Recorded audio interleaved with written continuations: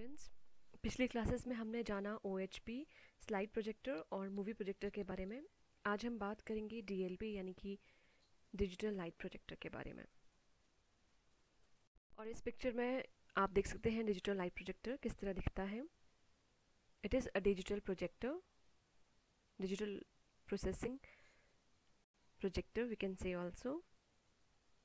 You can see the components also here in the picture: DLP board, processor, memory. We have here projection lens, screen, light source, DMD, which is digital microprocessor disk, shaping lens, color filter and condensing lens. So there are small mirrors, we can say it lens also, which reflects the light and projects on the screen. Okay, now let's go to the background and know about the digital light projector in detail. So we can say that it is a digital light processing device. एक तरह से digital light processing instrument है जिसका आविष्कार या जिसकी खोज Texas instruments के द्वारा की गई थी। और इसमें एक चिप का यूज़ किया जाता है, जैसे डिजिटल माइक्रोमिरर डिवाइस भी कहते हैं। और हर मिरर में DMD चिप लगी होती है और एक नॉर्मल आपके DLP में 2 मिलियन मिरर्स असेंबल किए जाते हैं, और जो कि इस DMD चिप में लगे होते हैं। इमेजिन करिए, जो छोटे छोटे कांच मिरर जो दर्पण हैं वो 2 मिलियन इसमें छोटे छोटे दर्पण लगाए जाते हैं। उससे ये मिरर एक कंपोनेंट मिरर बनता है, एक चिप बनती है। और आपने देखा होगा, जो आप थिएटर जाते हैं, मूवी देखते हैं, वहाँ पर जो प्रोजेक्टर यूज़ किए जाते हैं, डिजिटल DLP यूज़ किए जाते हैं, उसमें 3 चिप वाले DLP यूज़ किए जाते हैं।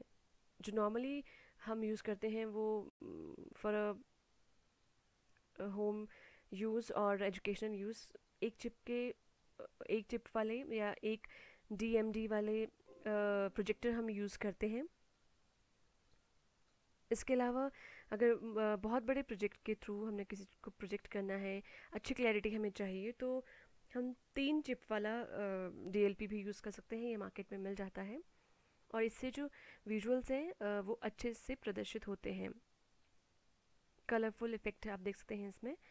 3 चिप वाले DLP प्रोजेक्टर्स में RGB लाइट रिफ्लेक्ट होती हैं, जिसमें हम बोल सकते हैं जो major light red, green, blue.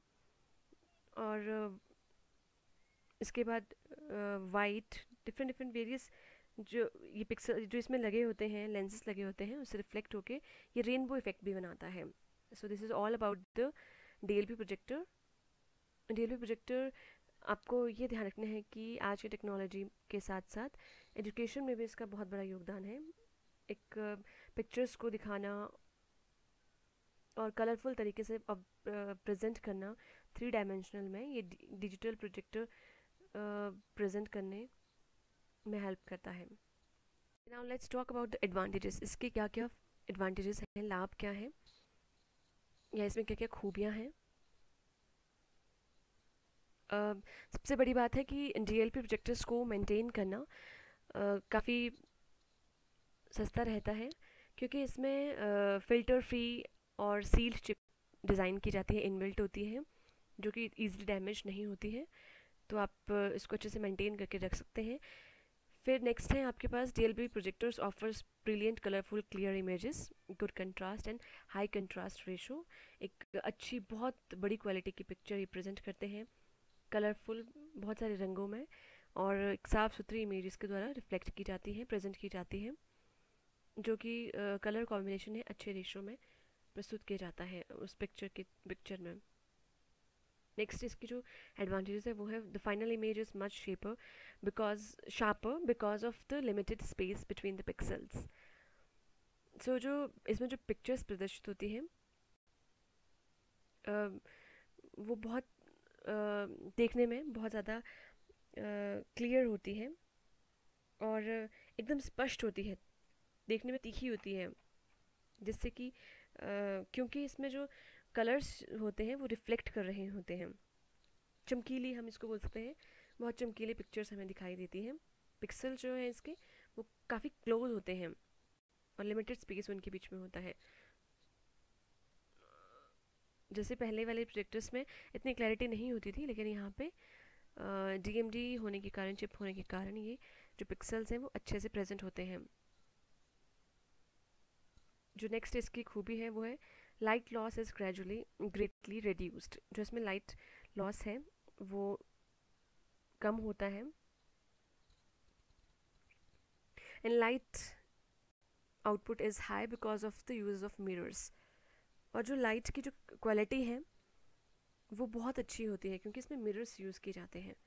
आपने पढ़ा है पहले, डीएमडी इसमें यूज़ होते हैं, जो कि 2 मिलियन मिरर्स से बन के एक चिप बनी होती है। उसमें इतने सारे मिरर्स लगे होते हैं, इसलिए इसमें जो लाइट है उसका कम लॉस होता है, इलेक्ट्रिसिटी कम कंज्यूम होती है, क्योंकि जो मिरर्स हैं वही रिफ्लेक्ट करते हैं लाइट को।